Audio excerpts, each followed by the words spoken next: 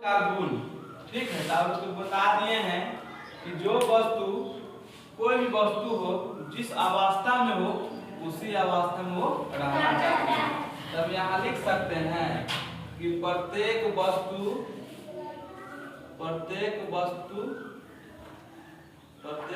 में, यानी जड़त्व का जो गुण होगा क्या होगा, प्रत्येक वस्तु में क्या होगा, प्रत्येक वस्तु में होगा, ठीक।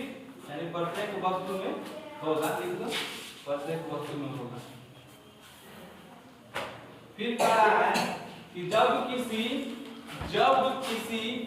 वस्तु की गति त्वरित हो तो, ठीक है। कहने का मतलब हुआ कि मान लीजिए कोई गाड़ी चल रहा है, ठीक है, चाहे कोई बॉल फेंक रहे हैं, तो रुकता है कि नहीं से बताओ, रुकता है। कभी होता है कि जब गति में कोई चीज हो तो धीरे धीरे स्लो होते तो क्या होता है, रुक जाता है। यानी कह सकते हैं कि उस पर कोई बाहरी बल कार्य कर रहा है। क्या कर रहा है, उस पर कोई बाहरी बल कार्य कर रहा है।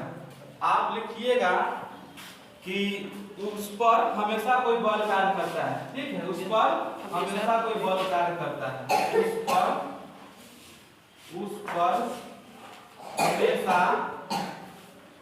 हमेशा कोई बल कार्य करता है।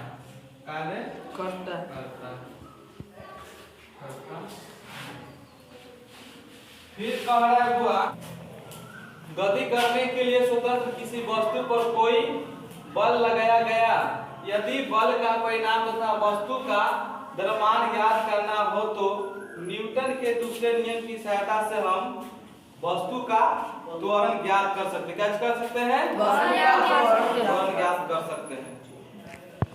त्वरण आपका होता है, त्वरण बराबर हो जाएगा 1/m। क्या हो जाएगा, 1/m। तो देखिए F कितना दे रहे हैं, यानी बल कितना दे रहे हैं, बल देखो तो कितना है, 1 न्यूटन। कितना है, 1 न्यूटन बल है। और बटा में M कितना है, द्रव्यमान कितना है, द्रव्यमान 1 kg। कितना है, 1 kg।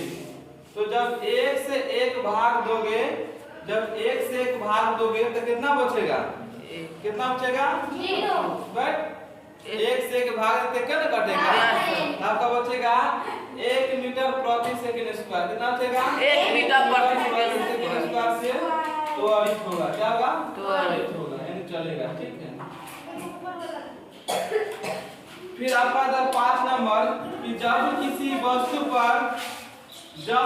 वस्तु पर कोई बाहरी बल लगता है, ठीक है, जब किसी वस्तु पर कोई बाहरी बल लगता है तब वह बल की दिशा में त्वरित हो जाती है, ठीक है। इस प्रकार उत्पन्न त्वरण क्या होगा, इस प्रकार हो जाएगी बल के समानुपाती होगा। क्या होगा, समानुपाती होगा।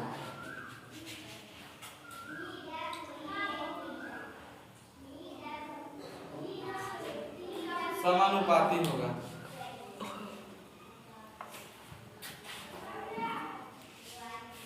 इस समानुपाती का चिन्ह हुआ, क्या चीज का चिन्ह, समानुपाती, ठीक है। तो इसको एक समानुपाती m लिख सकते हैं, ठीक है। बल समानुपाती द्रव्यमान, ठीक है। चलिए।